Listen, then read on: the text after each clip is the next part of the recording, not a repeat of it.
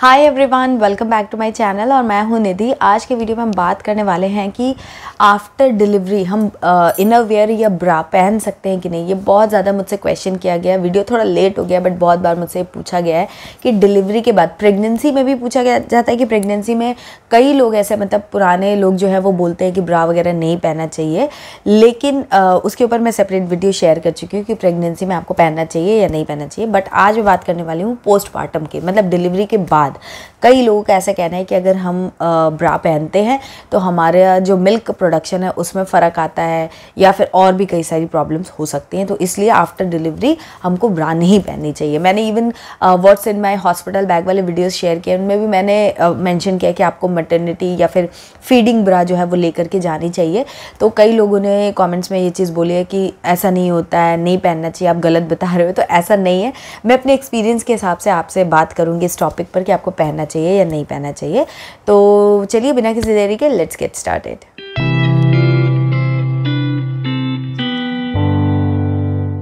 आगे बढ़ने से पहले एक हम्बल रिक्वेस्ट है दोस्तों, अगर आपने मुझे इंस्टाग्राम पर नहीं फॉलो किया तो जल्दी से फॉलो कर लीजिए। वहाँ पर मैं छोटे छोटे रील्स वगैरह शेयर करती हूँ, पोस्ट शेयर करती हूँ related to pregnancy, postmortem, baby care and baby food recipes.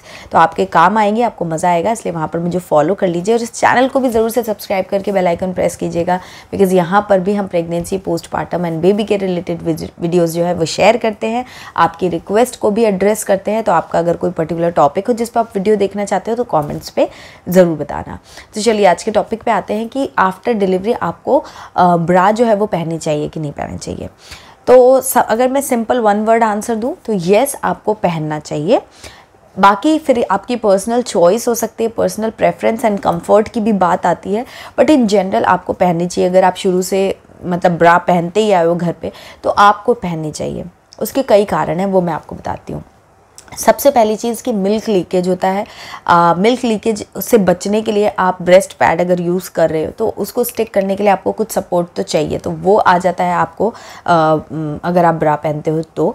उसके अलावा आपकी जो ब्रेस्ट है ना, वो ब्रेस्ट मिल्क वगैरह आपका सप्लाई हो रहा है तो बहुत हैवी रहती है जस्ट आफ्टर डिलीवरी। डिलीवरी के 6 महीने तक जब तक आप ब्रेस्ट फीडिंग करा रहे हो तो आपका जो ब्रेस्ट है वो काफ़ी हैवी रहता है और स्टार्टिंग में आपको ब्रेस्ट पेन, सोरनेस, इनगॉर्जमेंट, इन सारी चीज़ों की भी प्रॉब्लम होती है। तो उसमें क्या होता है कि अगर आप ब्रा पहनते हो तो आपको काफ़ी अच्छा सपोर्ट मिल जाता है, तो उससे काफ़ी पेन वगैरह में आपको काफ़ी ज़्यादा रिलीव मिलता है, एक आपको रिलैक्स फील होता है।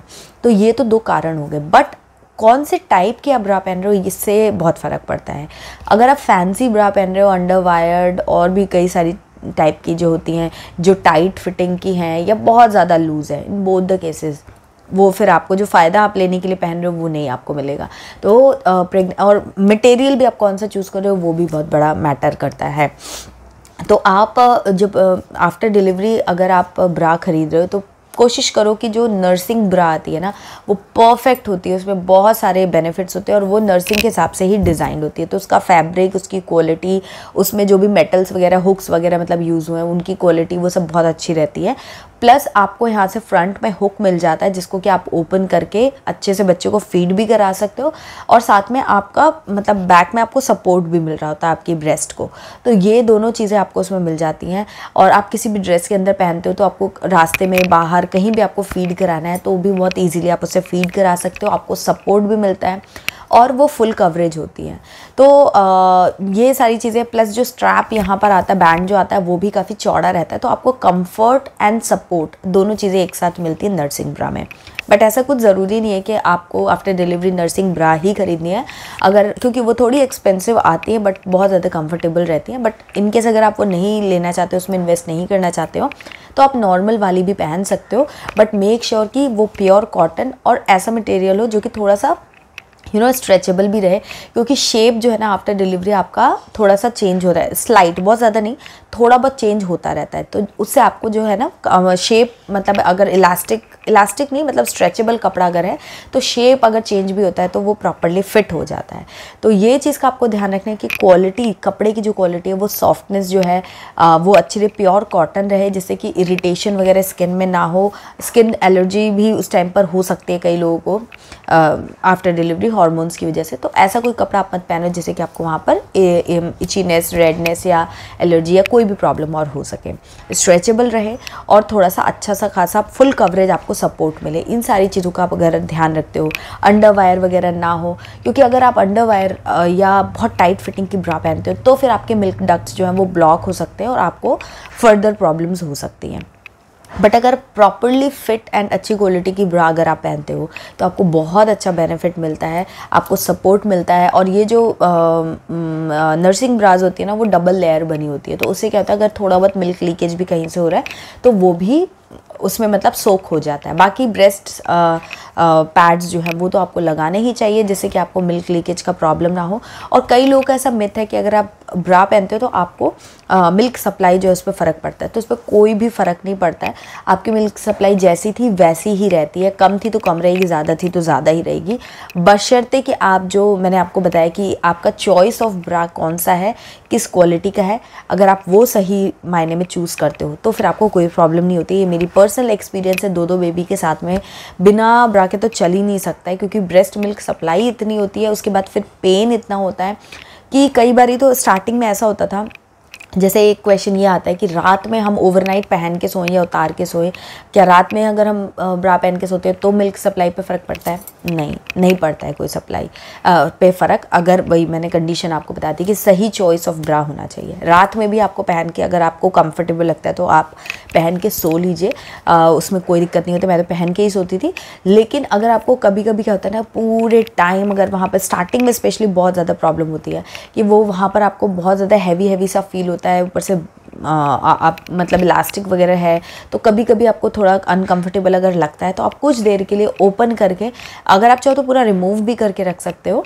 बट अगर आप चाहो, अगर रिमूव नहीं करना चाह रहे हो, मिल्क लीकेज की आपकी बहुत ज़्यादा प्रॉब्लम है, जैसे किसी को मिल्क सप्लाई काफ़ी ज़्यादा होता है तो पूरे टाइम मिल्क लीकेज होने लग सकता है, तो ऐसे में अगर आप पूरा रिमूव नहीं भी करना चाहते हो तो आप सिर्फ पीछे से हुक्स अपने ओपन करके और 1-2 घंटे के लिए अगर आप रेस्ट कर लेते हो या रात में 1-2 घंटे के लिए आप ऐसे कर लेते हो तो आपको रिलैक्स मिल जाएगा। बट मिल्क सप्लाई पे ऐसा कोई फ़र्क नहीं पड़ता है जब तक कि आपने सही सिलेक्शन किया हो।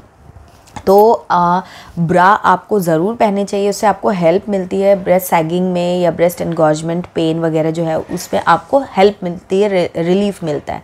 इसलिए आप बिना किसी शक, बिना किसी डाउट के पहनो। कोई भी बात जो कही जाती है ना, उसके 2 पहलू होते हैं, हम एक ही पहलू पे जा कर के अटक जाते हैं, तो वो नहीं। अगर आप गलत चॉइस ऑफ ब्रा सिलेक्ट करोगे तो डेफिनेटली आपको मिल्क सप्लाई पे भी फ़र्क होगा, आपके मिल्क डक्ट्स ब्लॉक हो सकते हैं और भी कई प्रॉब्लम्स हो सकती हैं। लेकिन अगर आपने सही चीज़ सेलेक्ट की तो आपको उसके बेनिफिट मिलेंगे। तो इसीलिए बिना किसी डाउट के अच्छी क्वालिटी का आप लीजिए। मैं आपको एक जॉकी है और एक माइलो, आई थिंक आपको ये इनके लिंक्स डिस्क्रिप्शन बॉक्स में दे दूँगी। पोस्टपार्टम एसेंशियल्स में आप चेक करना, आप ज़रूर ख़रीदना। अफोर्डेबल रेंज में है बट बहुत ही अच्छी क्वालिटी के हैं, बहुत ही इनका फैब्रिक वगैरह बहुत अच्छा है। प्लस इसमें ना माइलो वाले में तो एक एक्सटेंडर भी आता है, अगर आपका बैंड साइज़ चेंज होता रहता है तो भी उसमें एक एक्सटेंडर आता है, वो आप अटैच कर लो तो आपका वो काफ़ी लंबे टाइम तक काम आएगा। उसके अलावा इसकी मेंटेनेंस पे भी ध्यान रखो कि अच्छे से इसको माइल्ड डिटर्जेंट के साथ में वॉश करो, गर्म पानी में थोड़ा सा गुनगुना, नॉट गर्म, हल्का सा वार्म वाटर में धोने के बाद एक बार रिंस कर लो, सो दैट कि कोई डिसइंफेक्ट भी थोड़ा सा हो जाएगा ये। और अच्छे से हाथ से धो, क्योंकि मशीन वगैरह में अगर आप धोते हो तो इलास्टिक वगैरह जो है ना वो थोड़ी ख़राब होने का, लूज़ होने का डर रहता है। या फिर अगर आप मशीन में धो भी रहे हो तो नेट बैग जो आते हैं ना मशीन के, वो आप उसमें यूज़ डाल करके वॉश कर सकते हो। तो थोड़ा सा उसमें ध्यान रखो, बहुत ज़्यादा धूप में भी मत सुखाओ, थोड़ा बहुत धूप लगाओ या वार्म वाटर में आप कर लो। और उसके बाद इलास्टिक का मतलब आपको ध्यान रखना है कि शेप वगैरह चेंज ना हो, क्योंकि बार बार फिर आपको नए खरीदने पड़ेंगे, आपके पैसे वेस्ट होंगे। तो मेंटेनेंस पे थोड़ा सा ध्यान रखिए। और एक साथ आप ना 4 या 5 जो ब्रा है वो ख़रीद के रखिए, सो दैट कि अगर स्टार्टिंग में मिल्क लीकेज ज़्यादा होता है तो अगर आपको गीला वीला हो गया तो आपके पास स्पेयर रहने चाहिए। तो 4 से 5 अगर आप लेते हो तो काफ़ी लंबे टाइम तक चल जाते हैं विद कंफर्ट। तो ये सारी चीज़ें थी।